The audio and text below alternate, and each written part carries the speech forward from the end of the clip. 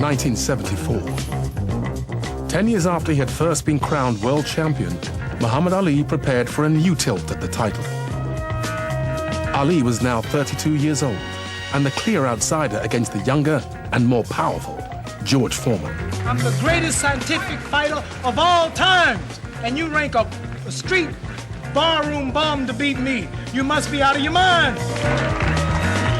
But he still had his fans in the British press. I'd gone against everybody else and tipped Ali to win. Ali dropped Foreman in the 8th round to regain his title. And I'm afraid I did something very unprofessional. I actually leapt out of my seat and punched the air.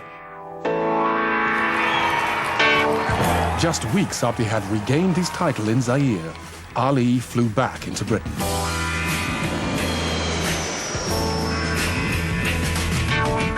After a decade of regular visits to the UK, the heavyweight champion was now a major superstar in this country and had been booked in for his own prime-time TV show with host Dickie Davies.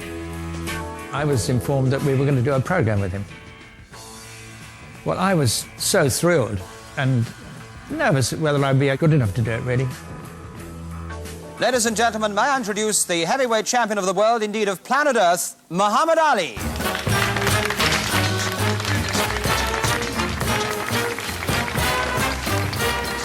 And he came in and he was in such a great mood. And immediately he looked at me and he smiled.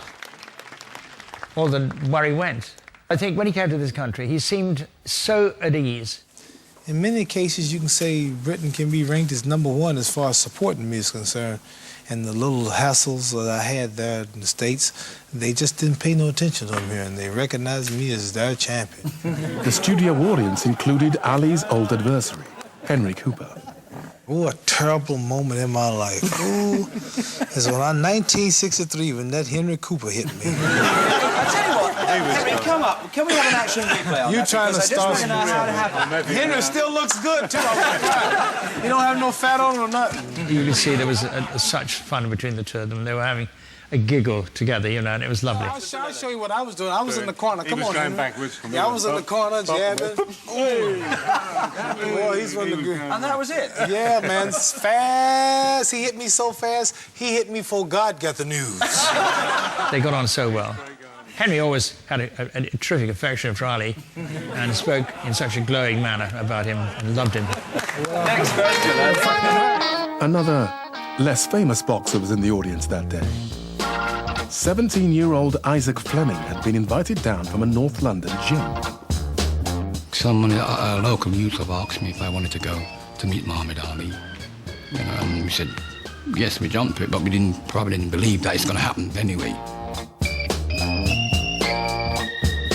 You're sitting there and then you see Dickie Davies and you thought, this is real. Let's look to the future for a young man who's come to see you. He badly wanted to come to see you. His name is Isaac Fleming. He's a young boxer. He box? He boxes. I thought to myself, why me? Why are you calling me? Leave me alone, you know? What he box? Cigars, oranges, grapefruit? I was frightened, to be honest. I was really nervous and frightened at the same time. Pull your hands up. Then block my jab.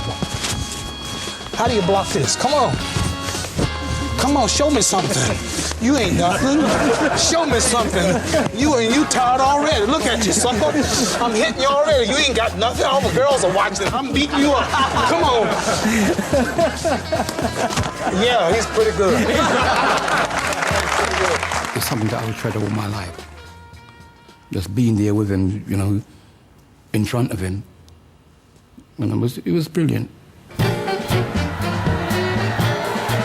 After beating George Foreman in 1974, the new world heavyweight champion fought 6 successful defenses in a little over 12 months. In 1976, the European heavyweight champion, Yorkshireman Richard Dunn, was to get his chance at Ali's world title. The pair met shortly before the fight at a London gym. Ali came in, right surprised, and I made a bit of a poem up about him. And I got right up to his face and I said, Muhammad Ali, I think you're a square. I'm going to retire you to a rocking chair. At 34, you ain't so young. you're going to get whipped by Richard Dunn. And that was my poem. I'm gonna die! That's right! I'm gonna die! First round to Dunn. But Ali hit back with a characteristically over-the-top press conference. Take a start and Igor! Hallelujah! Igor! Every donkey likes to hurt itself, Bray. He was blasting away, and I just said, every donkey likes to hit itself, Bray. He just jumped up. I'm the champion of the world! Wanting and raving. And I just sat there, was quiet and content, you know, thinking, this is great, this is fantastic. I'm sat here with the greatest fighter in the world, and he's getting upset, and I'm not. And as we were walking past me, when he, finished, he grabbed my elbow, and he said, boy, we're going to make some money. And then he was gone. Unfortunately, the fight itself, held in Munich, was a less even contest than the war of words which had gone before. I was not interested in survival. I was interested in winning the heavyweight championship of the world. When the bell went, I went out to do my best, to hit him as often and as hard as I possibly could.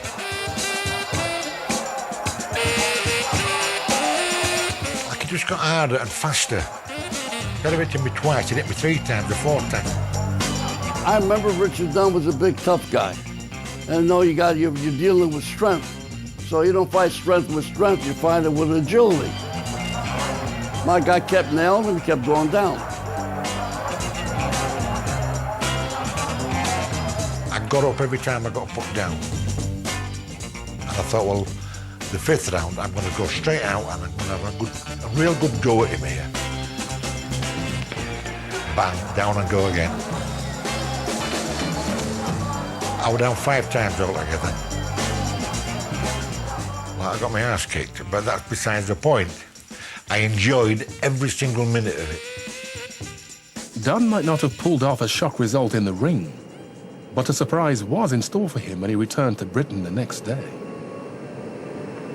We got off the aeroplane and there was a big Rolls Royce waiting for me, like open top. And when we got to Bradford, there was 10,000 people there that day. And I couldn't believe it. It was just fantastic.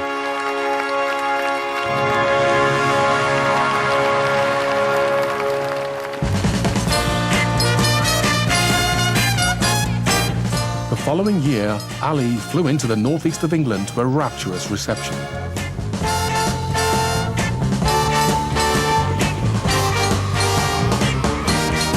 He'd been talked into traveling to the region by Geordie painter and decorator Johnny Walker to raise money for local charities. There were some people who thought you weren't going to come. Were there any reason for any doubt? Can you come? Well, we always surprise people like that. They just can't believe that a common, everyday man like Johnny Walker can bring the world's greatest fighter to Newcastle. Ali visited a number of Tyneside institutions, including Granger Park Boys Club, the oldest boxing gym in this part of the world. Norman Close joined the club as a promising welterweight in 1951. And by 1977, when Ali visited the area, he had been appointed head coach. I was so happy, the world heavyweight champion, come to Granger Park. Norman introduced Ali to the Granger Park boxers, including his nephew, 19-year-old Leslie Close. Thought, right, somewhere along the line, I've got to make a name for myself. As he shook my hand, that's when I went for it. He shook my hand and he knew he was in for it.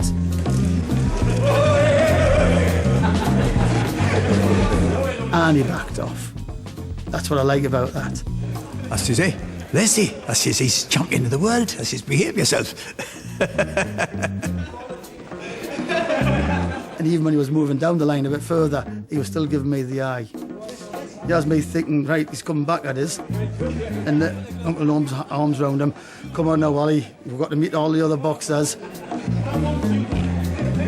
And you're not quite in Mo Les's league yet. Okay, lads. Get in your places. Seconds off the ring. Come on now. First two on the ring. Ali stayed on at the club for a series of exhibition bouts organised by Norman. He was on the end of the ring there, just watching, and he was giving it all, as though he was dodging every floor, doing it himself. He was getting revved up to actually be there. I want the box, I want the box. Leslie helped Ali into the ring. Ali says, will you put the gloves on with one of the boys? He says, yeah. He says, I want someone with a bit of fire in his body. Where's one Les? Les close. Got Les in the ring, and of course got him gloved up, and in this corner, the world heavyweight champion, Muhammad Ali. The challenger from Granger Park, Les Close. And I don't know if you've ever seen the speed of his fists. I mean, the way he whizzes them around and then bump, out it comes. It's just unreal. All of a sudden, I've got one of these journalists on the ringside saying, calm down, you young hoodlum. He's fighting next week. I'm thinking, no way, I'm 5'6". You could have put us to bed anytime you wanted to. Shortly before the visit to the Northeast, Ali had married for the third time and arranged to bless the wedding at a mosque in South Shields.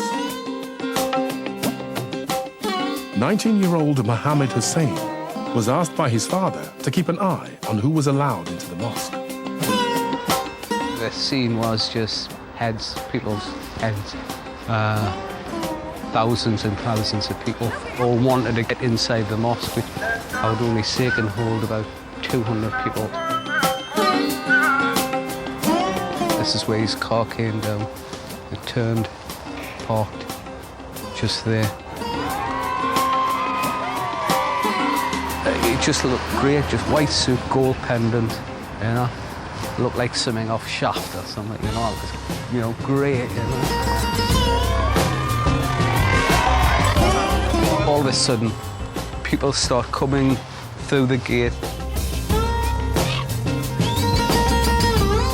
I got pushed by the sheer weight of the crowd, and I ended up in the main prayer room.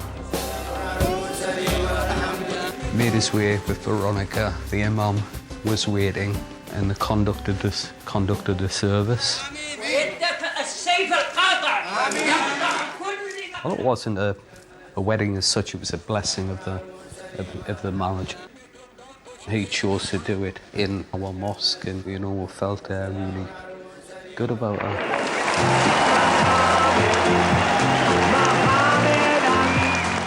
Ali completed his visit to the Northeast by taking questions from an invited audience at a Newcastle leisure centre.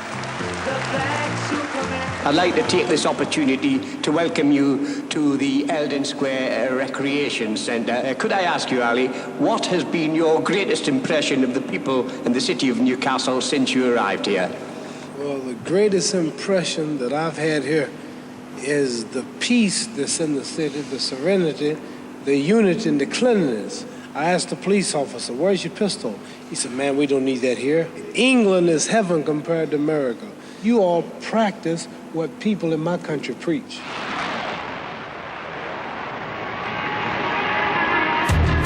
Coming up, Ali's health is called into question on British television. All those marvellous heavyweight title fights. Has it had any effect on you? Yes, made me 10-time meter. The world's most recognized man. And one final emotional meeting between the champ and a British sporting hero. Yeah, it was quite poignant to see them both together, both suffering in their own ways, but very happy to see each other.